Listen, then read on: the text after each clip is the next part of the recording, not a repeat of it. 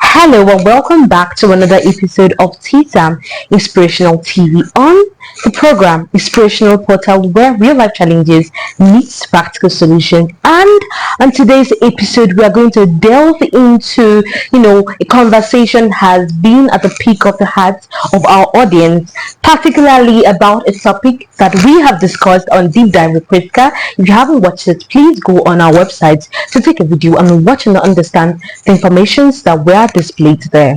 However, with the rise of digital hustle in society, we have tend to point out a particular business that people have asked questions. How will they be able to engage in this and be able to invest and make profit out of it, which is content marketing. And on that note, we have brought an amiable and a very understanding guest who understands the principles of content marketing and who has a very good span of experience between 4 to 5 years basically and has, on understood how this business strives and how to venture into it as someone who is a startup or someone who is a pro. And on this note, I'll welcome our guest, Miss Odinaka Ndukri. Thank you so much for joining us. Thank you. Thank you for having me. Thank you. And as you all know, my name is Priska Iwendi and always your host for Inspirational Portal.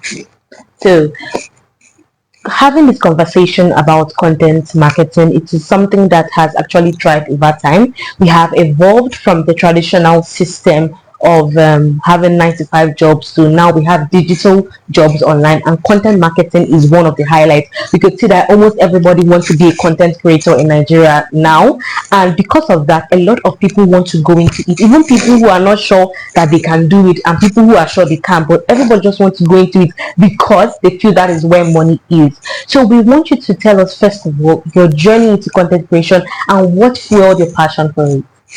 Okay. So I started out as a blogger. I don't know if you remember, if you were in blog space around 2016, 2017, we had lots of bloggers. We are doing it for fun though. We are not doing it for money or sponsorship. And so I was just writing. I was inspired by my sister who started, and I started after she started her own blog. And then I was working in a hospital at the time. After some time, I realized that I was getting little jobs from writing blog posts, little jobs from social media captions and all of that. It's not the way social media right now is saturated. It was around 2017, 2017, 2018. And sometimes people would pay to have like their products on your website, depending on your SEO and all of that. And I thought to myself that I think this is something I can do. So it seemed it's not something that I planned, but it seemed like it was a side hustle. So while working in the hospital, I was doing that on the side, and I really enjoyed writing content because of the research part of content.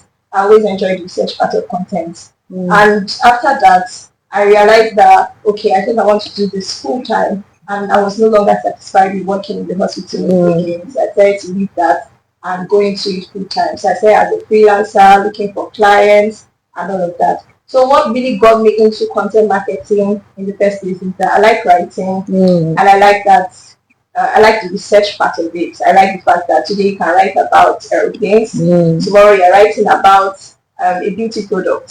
So and I'm someone who always wants to learn different things at once. I think it's one of the reasons I found it difficult to reach down because I always want to be everywhere. And that was how my journey to content marketing started. And over time, I just grew in it. Also, first of all, your passion we need to give credit to is the fact that you love writing. Yeah. So you love writing so that to narrow it down to something that would be more profitable for this your particular passion. And so this should be like a pointer to our audience who wants to go into content marketing, not just content marketing but other sectors or other fields as well, that we always emphasize on this on all our episodes on Inspirational Portal. We always emphasize on the importance of having passion for something. You cannot have passion for something and you want to get something out of it. If you don't love something, you will not get that thing done rightly. So if you don't have passion for content creating, do not go into content creating because you end up making a huge mess and disappointing the clients that are involved. So like you said, have a passion for something, then to give you more willingness to do better at it. Now, our conversation before now, you mentioned something when we spoke via mobile that you stopped at some point because you wanted to focus on work. So let us know what happened, because a lot of people will encounter this at some point. They will stop in their career to move to another thing. So what made you to stop, and how did you bounce back?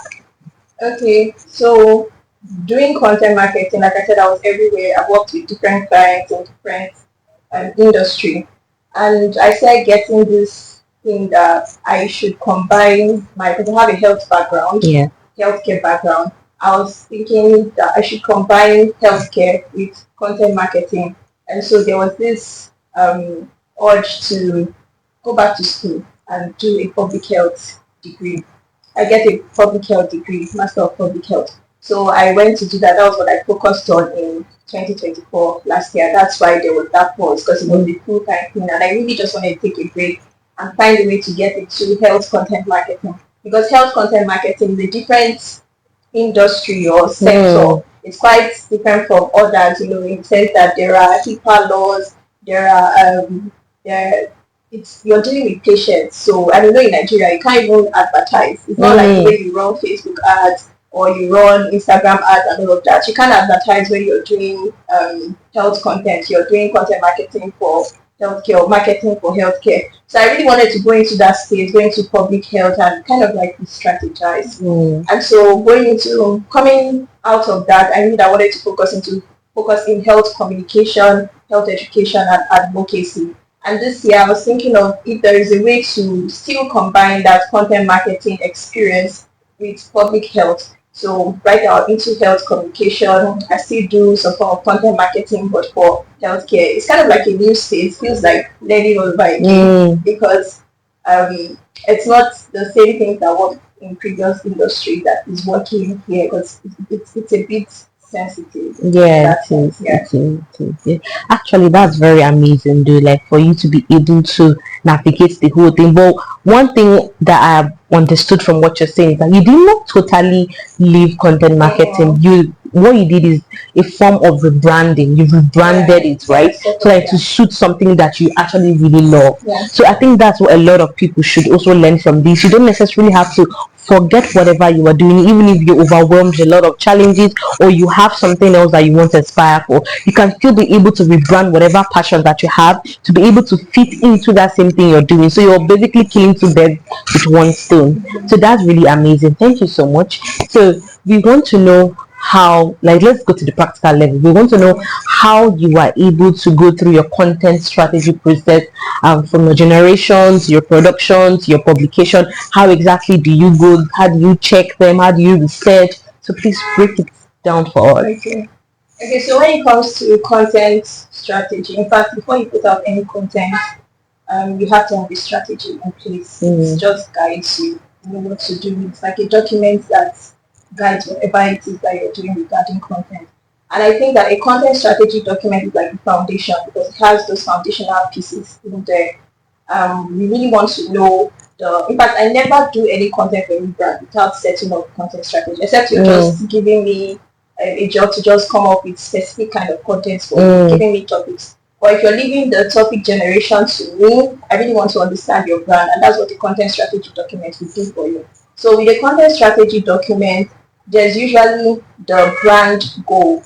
What goal does the brand have, maybe in a year or in 6 months? What are they trying to achieve? It's quite different from the content goal. So based on the brand goal, you can, tell what their content goal would be, right? So if they want to expand, or maybe they have a particular number of subscribers, or people signing up for their product, or customers, from there you can determine, okay, what kind of content goal should it be? Do you want brand awareness as a content goal? Do you want lead generation as a content goal? Do you want thought leadership, and all of that? Then another key thing is the target audience. I believe that if you want to do good content, you have to concentrate on two main things: your content goal and your target audience. So when you sorted out the brand goal, the content goals, and then the next one is the target audience. With the target audience, you don't just stop at oh, I'm trying to service mothers between the age of so and so. No, you have to really go deeply into it. That way you're able to understand where they're coming from, the kind of content that would be beneficial to them, and still um, um, position the brand in such a way that they need that brand or they need that product, right?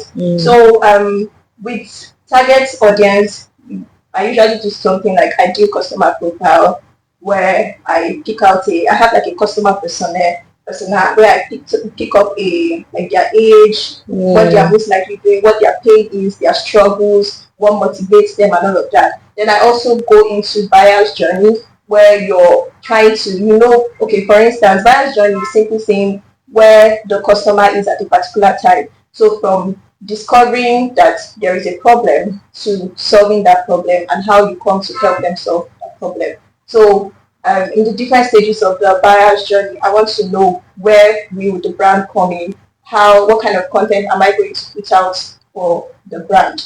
And after that is sorted out, I think the main thing has been done because those two are like the foundation. Then you go into content distribution channels, and this will be determined by your target audience. Some people, I believe that not every brand should be on social media actively, depending on your audience. Sometimes your strength could be websites, using blogs, trying to take advantage of SEO, right? It's not everybody you see, every business that isn't doing well on social media that you think isn't making money. They probably found, their strength. Some are even doubling down on email marketing. But whatever it is, your ideal customer, your target audience should determine that for you. So if it's social media, if that's your content distribution channel, you can go into social media. What social media platform? Instagram, Twitter, or X right now. TikTok, and all of the rest. If it is website, you're into articles and you really want to get that Google search result, you really want to rank, then you can go into writing articles. If it's email marketing, then you feel like you want to take your content to email and it's more personal there. People do that and they get results. So whatever it is will be determined by your ideal customers or your target audience. Then after that, I go into formats. So what formats do I want this content to be in? Should it be video? Should it be written? Do you want ebooks? And what determines the format again is your target audience and goal of the content. So what you want the content to do, right? For instance, if you want things where the customer is trying to compare your brand, try to see what your brand is all about. You have things like see the product and all of that. You have things like demos, white papers, depending on the different stages of the buyer's journey. So that would determine the kind of content you put out there. I think that social media content is mostly for awareness, mostly for engagement, to get the word out there, so people know your brand. But aside social media, there are other ways people use content to interact or get in front of their target audience. So once the format is sorted out, then I move to actually producing content, which requires a lot of research. I forgot to mention, when you're doing all that, you still have to have content pillars. They guide your content, but you thank God for AI, right? But thinking about content can be very, very difficult. Before AI, what we used to do was that we would search on Google, look at what people let's say if I want to talk about what we are using now, jets. I'm just saying jets, different types of jets, right? What we'll do, or maybe topics surrounding jets, what we'll do is we would go on Google, search to see what people are saying about jets, try to look for a content gap in what they are saying. Then you can use tools like, I think, Ask the Public and the rest. And those things, they would require you thinking so much. I think with AI, people don't want to think. I mean, it's just easier. Yeah, You're very exactly. easy because you can just ask the AI, and depending on your prompts, I believe in really well-crafted prompts, not lazy prompts, so that you get something really specific. So thank God for that. But yeah, there is the content pillar. I usually have like 4 or 5. So the content pillar will determine what kind of content you put under it. For instance, if you're talking about let's say immigrant education. Maybe you're a coach or an immigrant, you have immigrant services and you're a coach, you're helping people to come into a particular country. So content pillar could be about the immigration system in whatever country you are in. Mm. Another one could be about how to what's it called, settle down in the country. So you want to talk about housing, things that will really help people. So the idea is that when people are searching for these things, somehow your brand pops up. Yes, and they will see that, oh, you actually offer this service, you get people settled in, or you coach people in getting a job in a particular country and all of that. So content really requires sitting down. That's why the content strategy is very important. Sitting down and thinking about it. So after all this is done and you're creating your content, which requires research, because you want to make sure that the quality of your content is really good, then you post it. Of course, you schedule and you post it. After you're done, you have to measure. You have to check the metrics, to measure what it is that, to see what's basically to check the metrics of the content, right? Now, we're checking the metrics. You want to, depending on the content goal, you want to check, there are different metrics to check. If it's view, if it is reach, if it is click-through rate, maybe how many people clicked through the ad, or how many people clicked through the content, if it's conversion rate, all of these things. So when you've been able to measure these things, you put it in line with your content goal and say, okay, is this, were we able to fulfill this content goal? And your measurements, your metrics, or your key performance indicators will let you know if truly you have achieved the goal that you want to do with your content. I think you need a round of applause, because I don't know, have you ever thought of being a content marketing coach? No. But I think you should really consider that, because I'm really, I don't know, I feel like I'm even full of knowledge as how you have explained and giving a lot of details about this. So it shows how you have so much experience in this. So like I said, I think you should actually go into coaching on social media platforms. No, I'm very honest, it is going to really take you really far, because the fact that you are able to break it down, I think to a layman there is no way the person will not understand what you are saying. Even I myself, that is here, I think already in my head I already started re-strategizing, because like I do content marketing for a particular brand, right? So there's some things now that you have said that have actually highlighted, and I'm beginning to see things in a different light, and I believe to work on it. So speaking of, you're welcome. Speaking of measurement, this brings us to our second question. I would like to know how you can measure your KPIs, like you said, key performance indicators. How do you measure your success? How do you know that this brand is booming? How do you know that what you have to implement, your strategy from all along has now is beginning to be come to fulfillment and all of that? Okay, thank you. When it comes to measuring this, again, we point back to the foundation, content goals, and your target audience. Yeah. So if you're trying to measure the success of a particular content, you really want to look at the content goal in the first place. Yeah. So if your content goal is brand awareness, you would look at things like views, reach, impression, all of that, because the aim of brand awareness is for people to just see it. Yeah. So you can have maybe 1,000 views on a post and then have 2 likes, right? If your goal is brand awareness, 1,000 views is still good enough, depending on where you're coming from. Because some people, 1,000 views is small, but if you never reach 1,000 views and then you can reach 1,000 views, it's a good thing. Yeah. But if you see that 2 likes, you might think, oh, the content is not performing well. Yes. It's not performing well if it were to be in terms of engagements. But since it's brand awareness, the reach is higher. So another example is having like 5 million views or 5 million impressions, and that's the highest you've ever had. But then likes is not up to what you usually get. Yes. That for brand awareness, you have accomplished the goal, and that's good enough. So when it comes, so the content goal will determine the KPI. So if it's brand awareness, you want to look at impression, reach, views, all of that stuff. If it is engagement, you want to look at likes, shares, comments, saves, and all of that. It lets you know that people are really engaging your content. If it is lead generation, you want to look at how many downloads did you get, how many sign-ups, how many email sign-ups, because you're generating leads. That's what you want to measure, right? And if it is, let's say, sales, you want to know how many people bought from you, the conversion rate, the click-through rate, and all of that. So basically, the content marketing goal would determine the KPI for the content. So you don't just generalize, oh, this is what I'm looking at for a particular content. No, you have to look at it in terms of the goals that you have in place for that particular content. Okay, that's really amazing. So, uh, for a brand, right? Should a brand focus more on brand impression or engagement or lead generation, or should they have a particular, you know, particular goal they should point out, like in terms of engagement?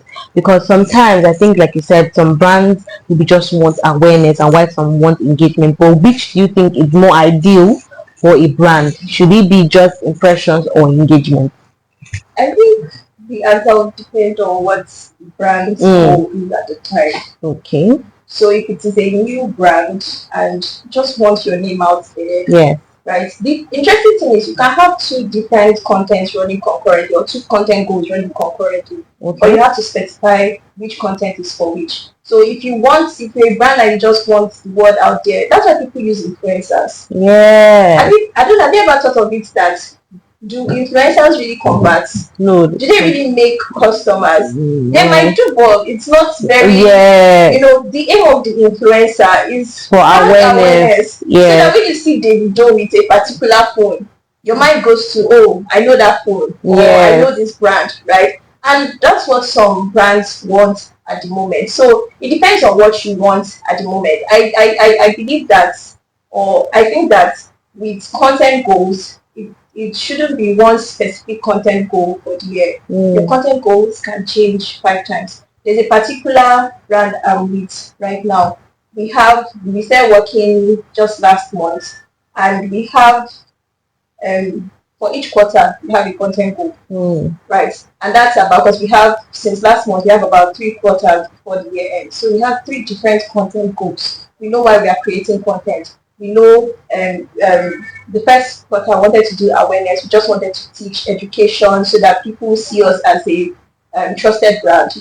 That's where you have thought leadership and the rest. So it depends on, I can't really tell you, go for impressions, go for engagement, go for this. You have to really sit down and ask yourself, with your brand goals, how will content support my brand goal at the moment?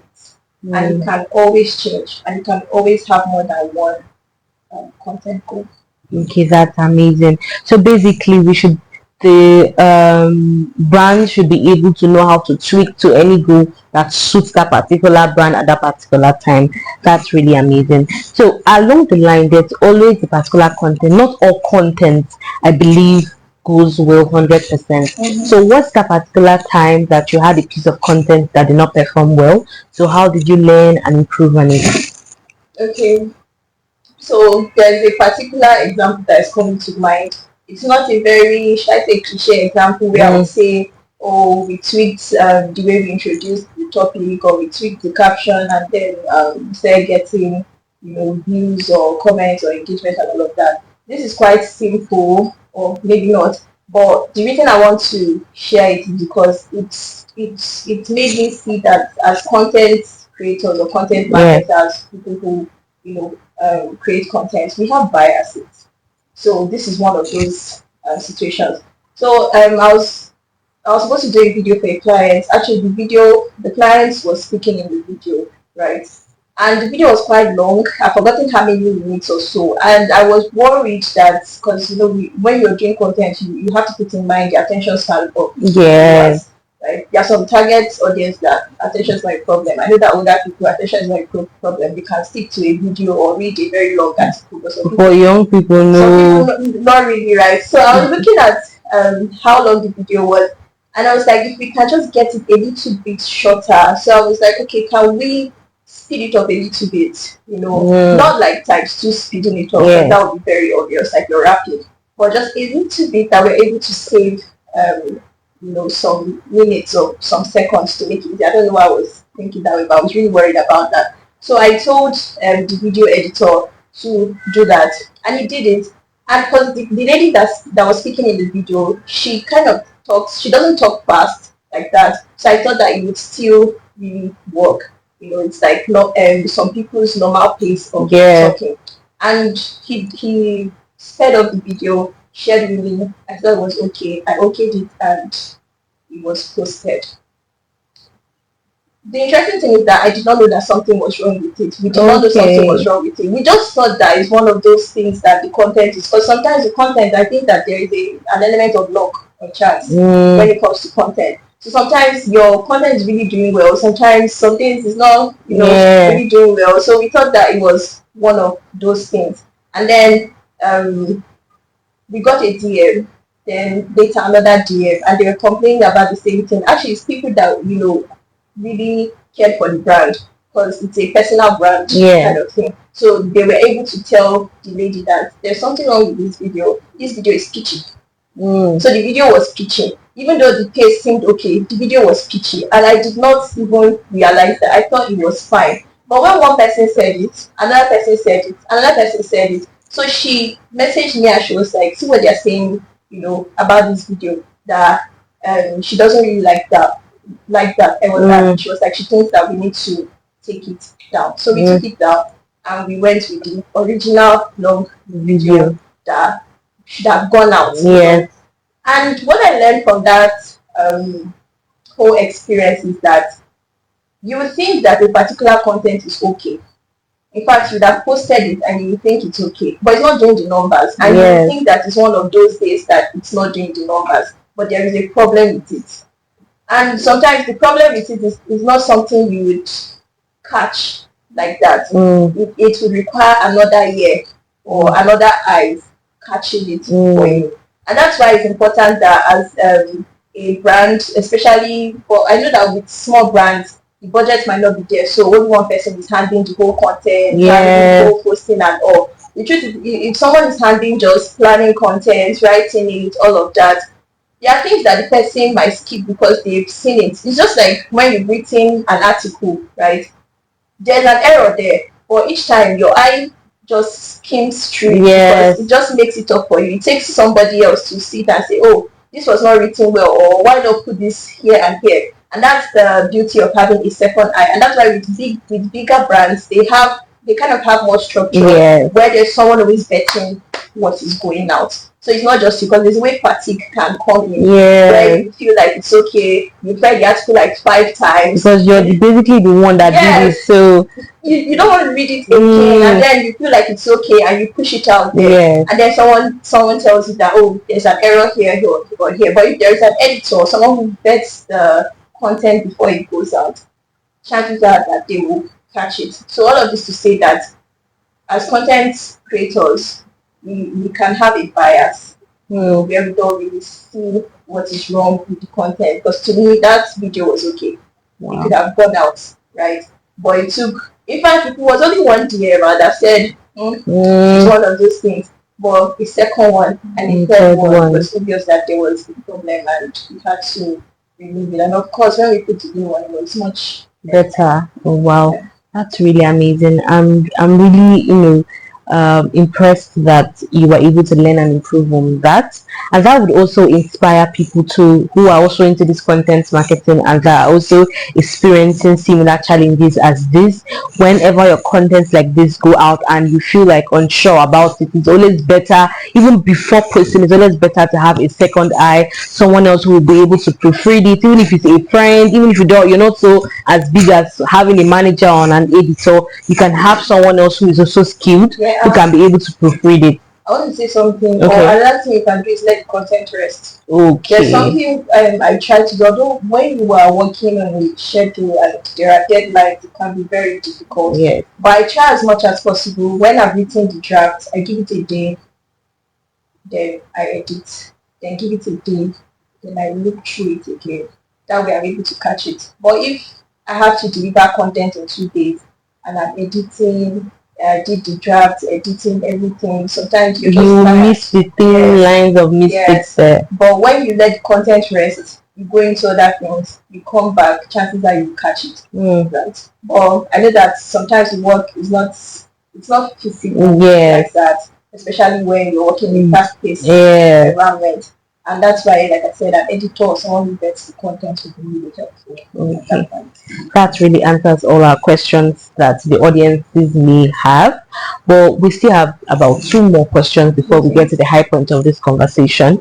So we want to know, like, what tools do you use in your content marketing for SEOs and also for KPIs? What type of tools do you use to make sure that your content marketing is top notch? Okay, so as a content marketer or a content strategist, I focus mostly on web content. Hmm. I'm not really into social media content like that, although I look at it sometimes, but it's not really my focus. I'm more into website content, so I handle things like SEO, email Okay. marketing, and all of that. So the tools I use Notion. Notion is Okay. very, very helpful for task and for writing. I like the way I can organize myself on Notion. I like the way I can share documents to people. It's kind of like Google Doc, but I guess better because Hmm. it has more tools in there. Then of course, you always have to have a content management system, whether it's WordPress or the one that comes with the brand's website. Anyone is putting up. Sometimes I use CRM depending on the client because some Okay. clients Okay. Okay. want all of the whole content thing to be happening in their CRM. If that's the case, I use their CRM, whatever CRM it is. So there is HubSpot, there is Zoho, and the rest. Then for SEO, because with SEO you have to do keyword research, Yes. you have to check to make sure that it's ranking. You have to optimize your website and all of that stuff to see if there's something wrong with your website. So you can use things like SEM Rush. You can use Moz, but those ones are paid and they're usually quite expensive. Hmm. So if you're looking for free ones, there is Google Keyword Planner. You can use it to search for keywords. There is also I think Answer the Public or something like that. I think I've heard of that. That give you an idea of the kind of keywords you can put in Mm. your website article or your blog article. What else do I use? The email marketing. I've used ConvertKit. I've used Mailchimp. I think there's one other one I've used. Uh, but with all these things, they are kind of like almost the same, just a little thing Mm. differentiating them. So for email marketing, I always have an email marketing platform, whichever one it is. Then we also have social media. I don't really do social media like that, but I have done, and I have used social media schedulers like Hootsuite and Mm. Buffer in the past. I don't know if I'm missing any one at this moment. Then for KPI, I check Google Analytics. I Yes. check the website analytics, because the websites they will have how many views came in and all of that. And you can also check that on Google Analytics as well. It shows you that. Then I also check um, email marketing, the analytics there, how many people opened, the opened rates, the click rates, and all of that to know how successful this content is, or to track what is happening in the customer's mind or in the audience mind. Because sometimes your analytics can tell a story, can tell what they like, what they don't like, um, how their journey is so far. I think that data analytics is a very, very interesting tool. It might seem boring, like, oh, what's all this? What's happening here? What's happening here? But if you set it down, it can give you a lot of information to know the content gaps, to know what kind of content is doing well, to know why it is doing well, where people are at their journey, their buyer's journey, and all of that. Wow, I think I was even lost in, the information. The information is really rich. Like it is Okay. really, really rich, and we are grateful that you came on to share such information to us. And this tool that you've mentioned, I think really think probably the cut it. If there is need for us to get more of it, more detail, would definitely reach out to you so that they can be able to understand those tools and how to use them. And also, coming down to the last question for today's episode, a lot of people are in a state of depression, in a state of being confused, in a state of giving up, in a state of not understanding. They're in a state of unidentification. They don't know what they can do. They're not able to identify themselves. But this is something that they want to do, but they don't know how to start. So, what's like your key advice to them, like people who want to start and people are already in it? So, what's your general advice to them to keep them going in the system? Okay. So first things first, you have to be sure that that's what you want to get into. Mm. Secondly, to do this content work. People think that writing is dying, because there's video and all, but I still think that there's a place for it. But you really not want to know where you want to go into. But it's also good to kind of know everything, because you don't know where you find yourself. In all of this, research is very, very important. You cannot be doing content and not like research. You have to be willing to go the extra mile. Like I said, AI is really helping in the sense that you can type and get your information. Then you would search through Google. You will go out and search for content. You search for the information you're looking for. And I think that sometimes the AI can make people, a bit lazy and not really train their mind to do research. So you really want to be careful about that as well. You can use it to help you, but you also need to watch out for that, because content requires research, intense research. If you're starting out, you have to. There's something my dad always says. Talks about low hanging low hanging fruits. You have to go for the low hanging fruits that you see around, whether it's volunteering to do content for somebody. It could be part time, it could be full time. And when you're doing it, you put your heart into it. Don't say because you're not paying you, or you're not seeing the visibility you want, or maybe the brand is not big. You like you're not getting the likes and all of that. Use that period. In fact, that's the period you have to use, like, to learn everything, because you can easily make mistakes. Yeah. But it's more brand, you need to make mistakes and get corrected. Than a big brand. And you can explore, because sometimes you would get liberty, because the brand owner just wants you to find a way to make their social media presence better, or to get their views or help their website and all of that. So you really want to explore. When I was starting out, I was really learning. You have to be someone that is learning and on top of the trends. I was really learning. Anything I did not understand, YouTube was like my best friend. Yes. I used to say to Lord that YouTube is my best friend. In fact, it was from using YouTube I didn't really go anywhere to learn it. From using YouTube I learned a lot of things about content, and then the experience, because it's one thing to learn, it's another thing to really face what is happening. Because you realize that the theory and the practical are two different things. So you really want that experience to practice. So take anything you see. And also, if there are communities around you want to participate in those communities, then you also want to have a portfolio. Some people say that they don't have the opportunity to work, so they don't have a portfolio. Truth is that you can make videos yourself and put it somewhere where people can search and see, oh, this is like the kind of videos I make, this is how I did the videos and all of that. You can have written content, blog posts. You don't need to publish it on your website, so that people can, because people want to see that you know what you're doing. They will not just say, oh, because you're new and we're trying to help you, come and do charity case. No. Another thing, you want to take advantage of internship opportunities, because then it lets entry level people come in and learn from them. You want to also network. So whatever it is that you can do at that period, do it, and do it with heart. One day, because I believe in consistency. I believe that there is always a reward for consistency. You keep doing something, it gets better, it gets easier, doors keep opening up for you. And you get to that place that you really want to get to, the place that you feel like people are, and you want to be, you get recognized. So you can start with that. Start small. I used to say that you should not despise the days of YouTube. Yeah. So you want to start with that. Whatever you can get your hands on, do it. Wherever you can volunteer, volunteer. It will really, really be helpful. If it's possible, get someone who knows content marketing to like put you on that their things, like to mentor you. It will really help you as well to be able to guide you. I don't even know what to say about this session, but I think this is one of the most interesting sessions that we've had so far. Like I said, we need a round of applause, because this has really been an amazing conversation. I don't even think I need to even give any proper concluding message, because you've given every single thing that we need to tell our audience. But however, I would still definitely want to say one or two things to our viewers that are always listening to us.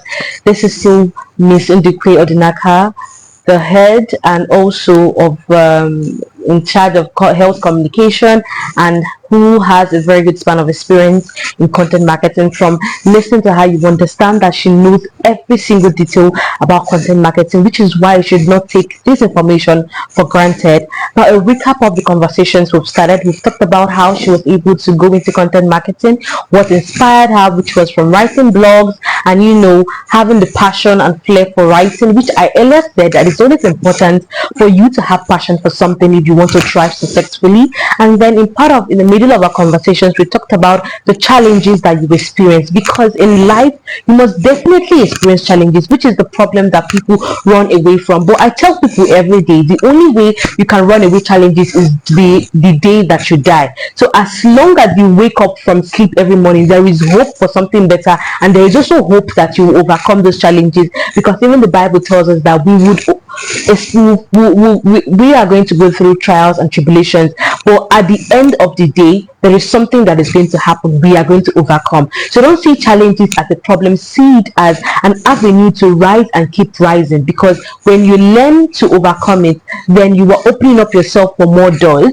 And then in the concluding part, we talked about consistency. This is something that a lot of people run away from, and realize that this system of content marketing arises with the youngsters, particularly the youth, not necessarily the adult, but the youth, because we are the leaders of tomorrow, like they say, and we are the ones that are fueling these systems because of the rate of unemployment in society. So everybody needs to find something doing. So even if you want to venture into content marketing, and even if you're already a content marketer, and even if you are not in this field, even if you're in any field at all, whether in media, whether a business person, fashion designer, whatever it is, you should always apply the principles of consistency, because consistency is the only key to make you successful in life. And just like the Bible says, because don't forget, this is a kingdom-centered program, kingdom-centered station, where we talk about things that will also relate us spiritually. And as the Bible also says, that He will bless the works of our hands, and this is something that a lot of Christians don't understand, right?